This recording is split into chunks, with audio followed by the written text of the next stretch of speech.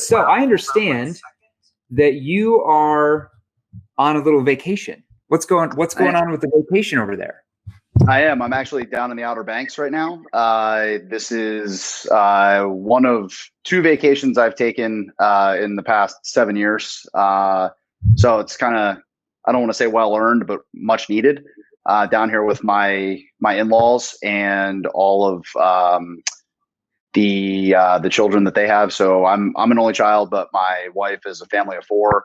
So we're down here with all her brothers and sisters. Her one sister has a daughter who just turned 2. So we're down here celebrating their birthday, and just we're right across the street from the beach, just, trying to soak it in and enjoy it. But it's also a working vacation. Not so just because I'm doing this call. You're working on the vacation, right? You're in North Carolina vacation. Yeah. Yep. Yeah, I am. But yeah, I mean, I'm NEPQ in here on the vacation. I'm wrapping up some deals and continuing to interact with clients and customers while I'm here. Yeah, and hey guys, as you come on here, because this is going to be a crazy interview. Like Johnny is going to reveal like what he's doing right now to make $750,000 in commissions this last year, and we'll go into detail. But from what I understand, this year he's on pace to actually make more than that. So that's pretty exciting. And I know when Johnny started here with the sales training, went through NEPQ 3 years ago, when he first started here, I think you were making like $70,000 a year or something like that, right? Yeah, I started off in the industry that I'm in now in 2013, and my base salary, because I was a trainee and they don't even give commission to the trainees, was $55,000 with benefits. And then when I got on commission, it was like $75,000. And then I changed companies and they had a base and commission, and it was back to 50 with benefits before you started getting your commission rips. So not anywhere close to what I'm doing now. No vacations for Johnny back in those days to North Carolina. No.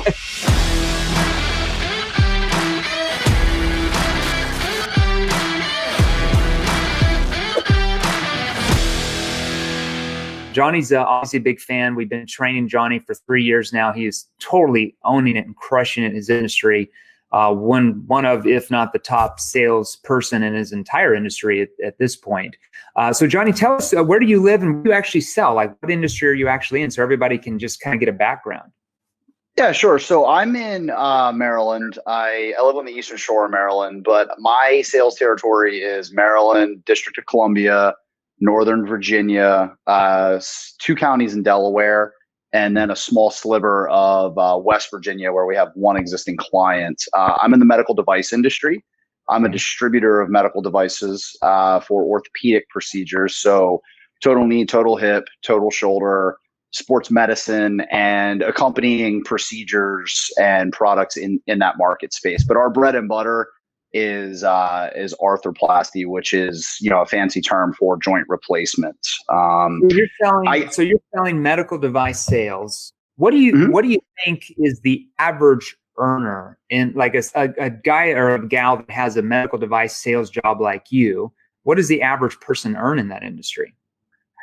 It fluctuates because there are different pricing tiers and things like that. If you're in a big city, or you're in a big market space, the average selling price is lower. And unfortunately, we don't get to use our NEPQ skills to negotiate price too much with the hospitals. They set them, and it's kind of a pay to play sort of deal. So everybody mostly gets to go in at a certain price, and then you have to sell aggressively against your competition. But I mean, the average person in my industry, and in my specific segment of the industry, I mean, they can make anywhere between 75 to the people who quote do really well are making 175, 200 per year. The top earners in your field, medical device, they're really doing at 175, 200, and those are the top of the top. But the average person, 75, 80, 90, somewhere in that range. Okay. Yeah. So no, there's a few outliers, but I mean, by and large, 200-ish. So you get into the industry 2013. You start off making 70, 75,000 a year. What was selling like for you that first year? I wouldn't really call what I was doing selling. In all honesty, I was servicing accounts, because in my industry, the sales rep is also expected to attend the surgeries which their products are being used in. It's not like we just set it and forget it. We actually go to the procedure and we give practical advice for the safe and effective use of our product to the surgeon and the staff. A lot of people don't realize this, but when you're in an operating room, it's not just the surgeon in there cutting skin. There's a bunch of other people in the operating theater, including what they call a surgical tech or a scrub tech, who's the person who assembles instruments, hands them to the surgeon, in the order in which they're used, things like that. It would be like if somebody was building your house and the carpenter had a person building the house. Yeah, and it'd be like if the main carpenter had a assistant who just put the blades in their saw for them and then handed them the saw. That's an easy way to kind of describe it. But our job is to interact with that scrub tech, interact with the surgeon, make sure the scrub tech is handing the surgeon the appropriate instruments for the procedure, and also answer questions for the surgeon about our product. If they're struggling with something in the surgery, we have to have an immense amount of product knowledge to be able to help guide them through the steps, because they're an expert on anatomy, procedure, and all that sort of stuff, but they may not be an expert on our product, especially if they're a new customer. So we have to be able to give them the nuances. Like, I mean, a very simple way to describe it is if you are a marathon runner and you wear New Balances all the time, but you go to a specialty running store and you're switching shoes, the person's going to say, well, what are you wearing now? And they're going to tell you, or you're going to tell them, and they're going to say, well, this other shoe that you're looking at is a little narrower. It's going to fit a little different. It's going to feel a little different. So like when we have different total knee components, there are different dimensions, different thicknesses, things like that. So we have to be able to guide that surgeon. But long story short, I was getting some business because my technical knowledge was high and I wasn't screwing up in the cases. I was not having competent sales conversations with surgeons to get them to convert. It was like I was just Mr. Reliable. So they said, okay, well, you didn't screw up this case and the other rep from the other company did. So come on in and I'll give you a shot. Okay. So it was almost like, hey, you didn't screw up, so we'll just give you a shot, kid. What type of sales training? What type of sales training were you going through at that time? Nothing really super formal. I mean, every company does like their little sales training, which they always say, we don't sell on features and benefits. And the very first thing they teach you is the features and benefits of the product, right? So they don't teach you how to engage a customer, engage in conversations. I did listen to a little bit of stuff from Brian Tracy, which I thought was really good. And I listened to the basic stuff, the Zig Ziglar stuff, the how to win friends and influence people, Dale Carnegie stuff. Like, I was kind of all over the map with that stuff. And then I started thinking, well, this doesn't work. And I started doing some of the challenger customer stuff.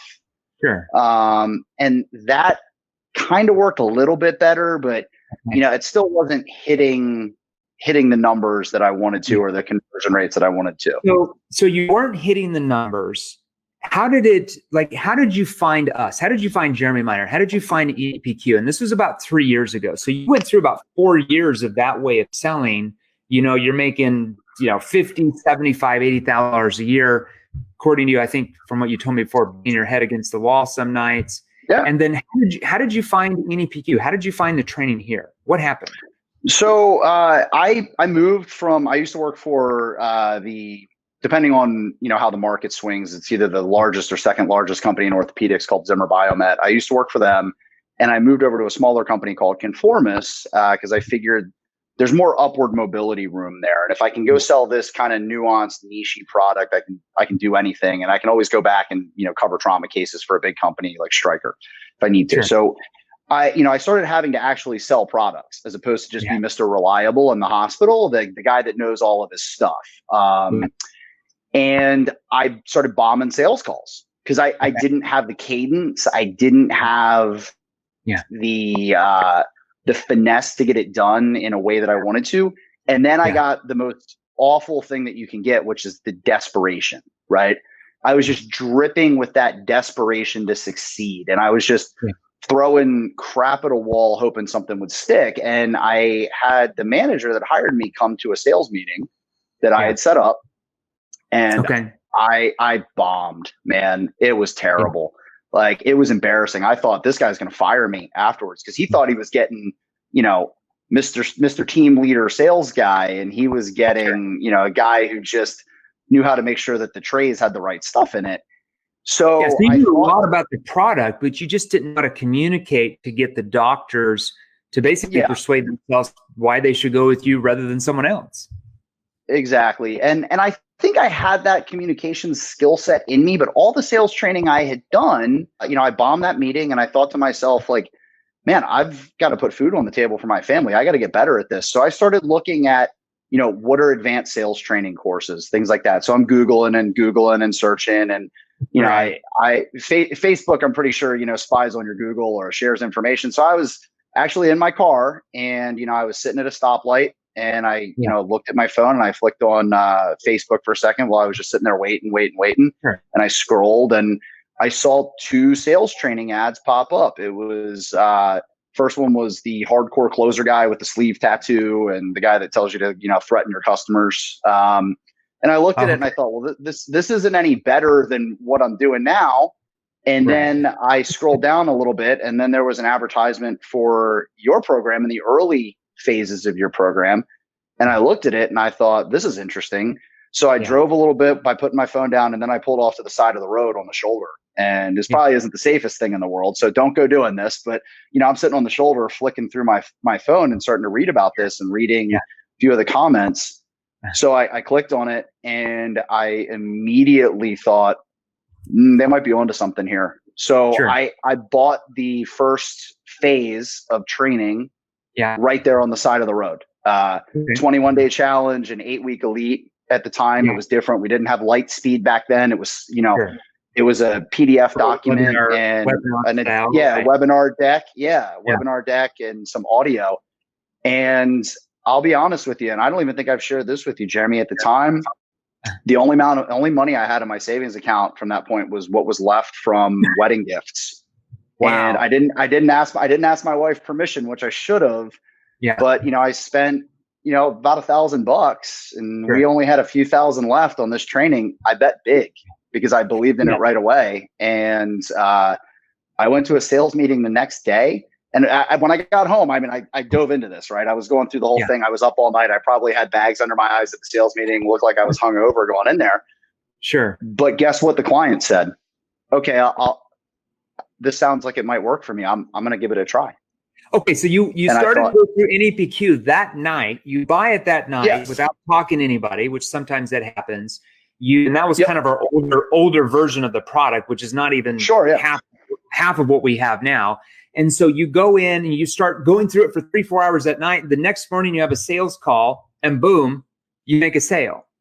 Yeah, I did. And I'll tell you what, I probably only used a third at best of what NEPQ could teach you because I really didn't own everything. You might have used like 4 questions.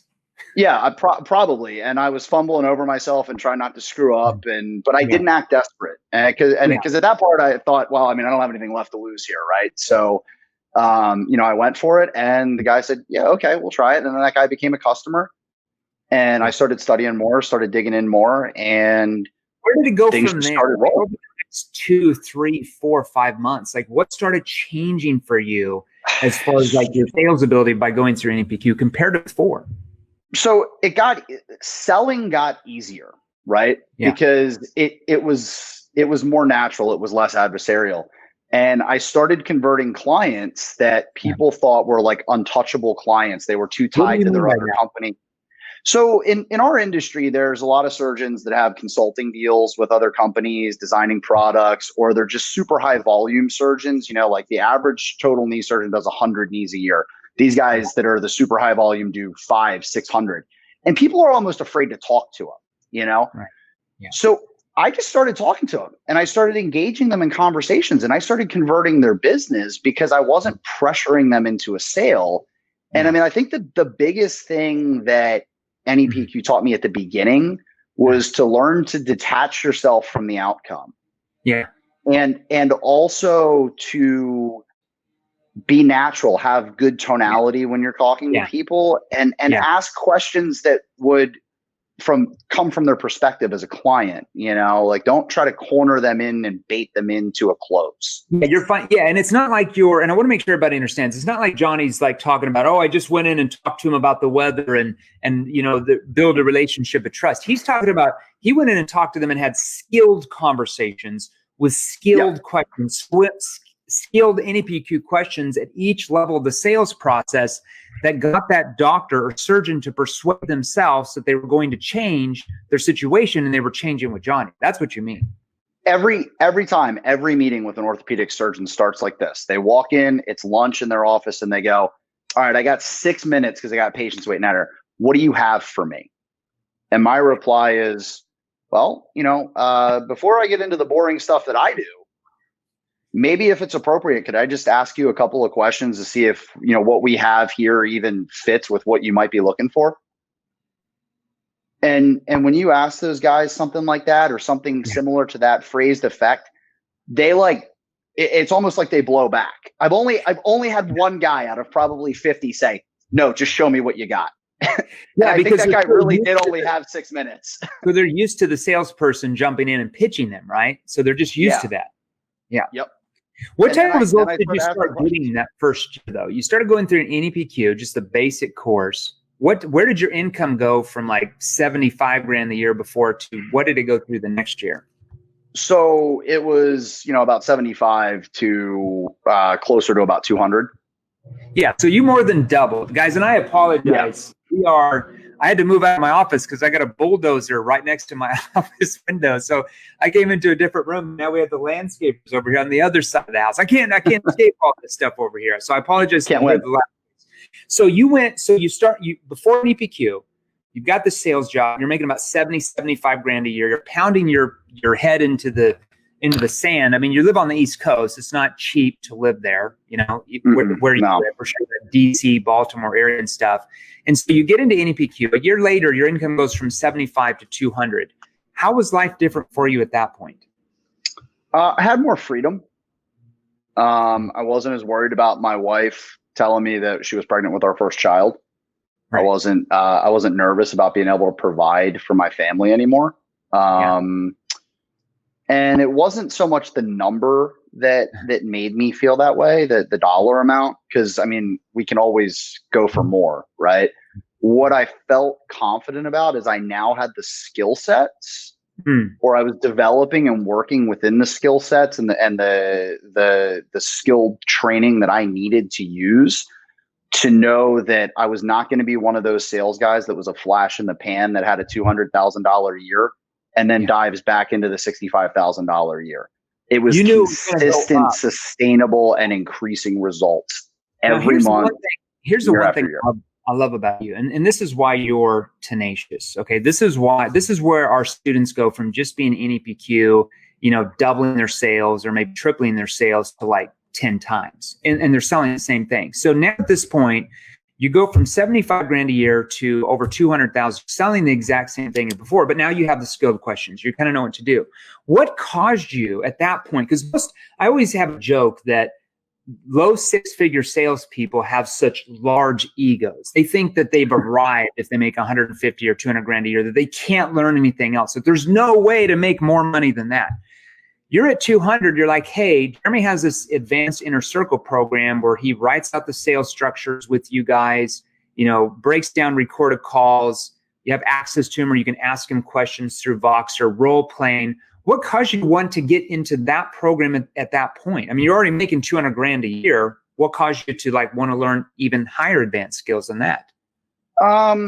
There's a few things. One is I'm a broken down athlete. I've had some bad injuries, and I had a little bit of an athlete's mindset when I was looking at this, right? Which is constantly train to constantly get better, because the competition's always going to be coming for you. You're always going to have to prove yourself to be better. So that was a big part of it. Another part of it is when you start getting those wins.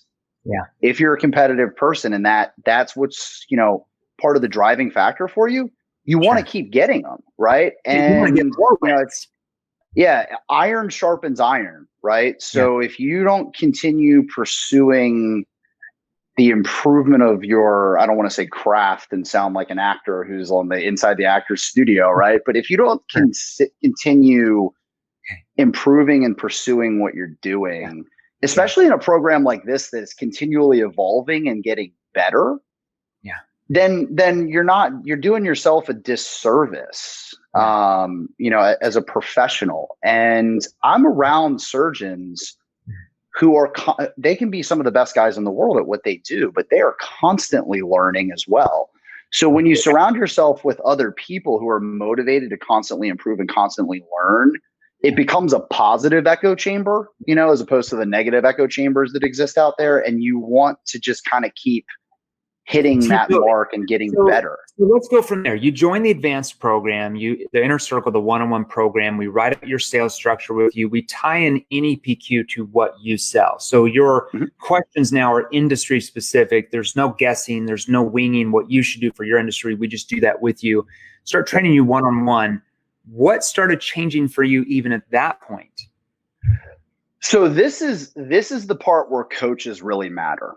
Right. Yeah. Where having a coach really matters. And I don't play soccer anymore. I've busted up, but I do weight train a lot. Right. And it's the kind of the same thing that I learned there. I thought I knew what I was doing, and I thought I could write my own program, or I could take the template that you get before you go into the inner circle and adapt it to my industry. And then you and I did our first call, and you were like, bro, you can do a lot better than you're doing. Yeah. And you started helping me with my questions. And it was just these minor tweaks and turns, right? Just this finishing and fine tuning. It's like the Salt Bay guy when he sprinkles the salt on the steak, and it just like, it was like that. And the questions were just better. They were more natural. I felt more comfortable saying them. I didn't feel like I was looking for the opportunity to squeeze in what I wanted to say as much. Sure. And it was just natural. And when the conversation changed, I was ready to adapt, right? Because it doesn't always follow the perfect script. You have to be able to pull a little bit here and there and maybe change the order of some of your questions or the cadence. And when I was working with you, I learned how to do that, as opposed to having to, regimentally follow the script and then adapt it myself. Because you knew the ins and outs. So I thought I was doing it right, but I wasn't. Yeah, exactly. So you knew the tweaks, and you knew how to go here or there depending on what they did. And that really only happens when I teach you all that, right? There's just so much I can teach in the actual virtual training course compared to just me, teaching in and out daily. What type of results did you start getting then? Double plus what I was already doing. I was a direct rep for the company I worked for at that point, and they also had a distributor in my area as well. We had a split geography, and at the time, he had been successful for a while, but at the time, he was about 32% to quota, and I was like 432% to quota. So they were so like, you're whopping. Yeah, they're like, this guy knows what he's doing and this guy doesn't. So how would you like to become the distributor for this product in the area, and not just the sales rep? And I obviously jumped at the chance because it allowed me to expand my footprint and do a lot more and continue up the career path. You went to 200,000, then you doubled it the next year. You made over 400,000 in straight commissions. Then they offered you the distributorship, right? And then what happened at that point? Well, I got it. So I got it with 1 quarter left to go. And we did like 250. It did 250 in that quarter alone. And then the next year was like 800 something, which was kind of where you were referencing on where I made more than 750. It was like 800. And then the year after that, it was like 1.12. And that's your income. That's the crazy thing. That's what you are making now as a sales professional, 1099 rep. Yep. Yeah. That's top line pre-tax. But that's the top of the, that's the top of the sales dollar for me right there. So, and then this year COVID hit, and we had almost 4 months of 99% loss of business through no fault of our own, because surgeons weren't operating. They weren't allowed to. You couldn't even go to the hospital. It's not like you can do anything with your industry. It's like on hold. Right. Yeah. Yeah. Unless a patient has a life-threatening infection or had a life-threatening infection, and we had to go in for that. And that's, I'm probably exaggerating a little bit by even saying that it was 99%. on hold. It was probably 99.9% on hold.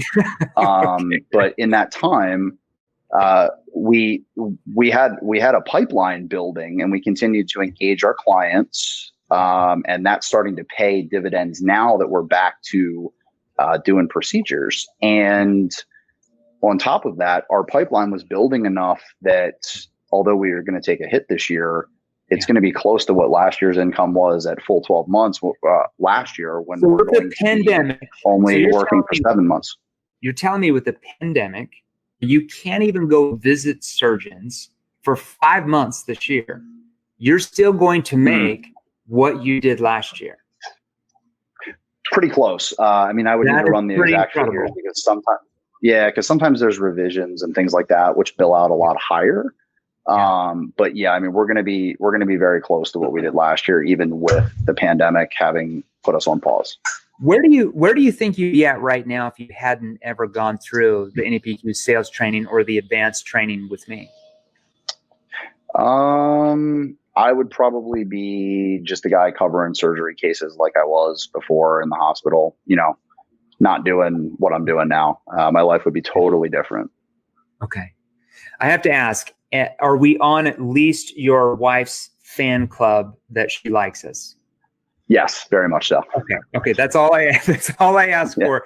As long as we are on the spouse's fan club, that we have done our job and made sure you guys at least double, triple, quadruple your sales and income, then that makes my day. Yeah. Well, so, our life's totally changed. My wife doesn't have to work now. She can stay home and raise our kids. We have a great life. There's not really any other way to describe it. We have a really, really great life. I love it. What would be your advice before we end this interview? Because I know you're on vacation and stuff. Before we enter this interview, what would be your advice for somebody that wants to get the type of results that you're getting, going from $75,000 a year to $200,000 in commissions next year, then doubling it to $400,000 the next year by going through the advanced course, and now you're actually making 7 figures a year as a sales professional? What would be your best advice for them if they want to learn the type of skills you've learned? Don't be afraid to be successful. Don't be afraid to invest in yourself, because this is truly an investment in yourself and your future. But you also need to apply yourself, right? Like Jeremy can write your script for you. You can message me and I can give you advice, whatever, right? But if you don't put it into practice and you don't train and treat yourself like a high level athlete in this industry or whatever industry you're in, you're not going to be successful. No one's going to hand you the keys to the kingdom. You've got to go out and win. But this is the training that will help you do it, because there are not many other people in my industry that are doing this. And everybody's like, how are you doing what you're doing? How are you so successful? I train hard and I train with the right material, right? If you practice with the wrong material, you're not going to be successful. So my advice would be, don't be afraid to succeed. Don't be afraid to invest in yourself. And you have to apply. You absolutely have to apply. You can't slack off. Yeah, you got to get into the sales training course, NEPQ sales training course, and you actually got to open it up. You got to start going through it each day. Get into the inner circle just like you did. I hate to do this. I always post a couple of testimonials a day in our Facebook groups, and I feel bad. I feel like I'm annoying people. We have like 1,500 of those right now in the last couple of years. So it's amazing. I love sometimes just scrolling through them, especially as new ones come in each day. I just love reading the impact that people are having by learning the right skills to, like I always say, to be able to sell to today's cautious, skeptical buyers. Selling is completely different. Johnny, you are a master, and I would consider you a black belt in sales ability at this point. So congratulations. Well, thank you. I'll take that. I'll take that graciously. I would say that I'm maybe a brown belt, but not quite a black belt, but constantly trying to get there. Or if I am a black belt, there's degrees of black belts that are still far above mine. You are a Jedi now, 7-figure earner, not a 7-figure seller. There's a big difference between selling 7 figures of business a year and obviously making 7 figures in commissions a year. Completely different sales ability and skill level that you, my friend, are still mastering, still going through training to do that. And that's what I love. And that's why you'll increase your sales and income every single year, because you're still going through the training. Congratulations. I've got something pretty big about to pop in the next 2 weeks. I can't really talk about it because I have some NDA stuff that prevents me from revealing too much information, but there might be the life-changing test. I think my life could change at another level, but if this happens in the next couple of weeks, it's going to be remarkable. You were telling me it's all NEPQ stuff, and it's stuff that I'm working on here. I mean, yeah, we're this close, so I don't want to jinx it, and I've got some confidentiality stuff that I can't breach yet, but it could be big. And the other thing for people when they're doing this, like, you're going to find that you have more freedom and free time in your life because you're going to be achieving your goals faster, right? So, like, I'm on vacation. And when I get a client that messages me or is, rounding back to me after I've done a follow-up with them, it takes, 2 minutes for me to look at my phone when I'm sitting on the beach and just get the response that's appropriate for the cadence of the conversation through NEPQ. And then I'm back to my vacation. Like, I'm not spending 6 hours trying to craft a reply to somebody. I'm just like, you don't need to. They've already sold themselves that they want to change their situation. Selling it is all about change. It's about getting the prospect, asking the right questions that allow them to view change as far less riskier than staying where they're at in the status quo. That's all sales ability is. So when you learn the right questions, you learn to ask them at the right time, and you learn NEPQ, you are getting far more people to convince themselves that they need to change their situation rather than stay in status quo, because in their mind, after your questioning ability, staying where they're at right now, staying in that status quo, still having those problems is so much riskier than paying for your solution to change. Far more riskier. 100%. Johnny, I'm going to let you get to vacation, man. I appreciate you asking me to be on here. Thank you. If anybody that's listening has any questions, feel free to, message me on, Facebook, or shoot me a friend request. I'm happy to help.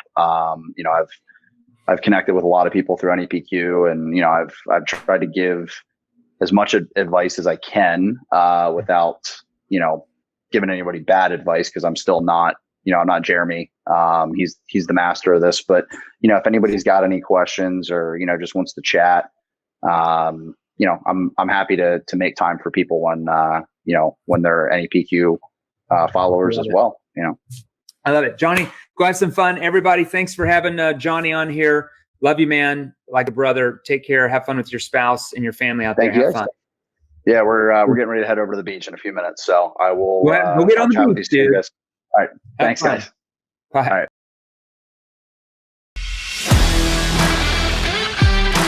Hey guys, if you enjoyed these, here's another you can watch right over here. Join our free Sales Revolution group. Click the link below, join us, and we're gonna help you. Thanks for watching. We'll see you real soon.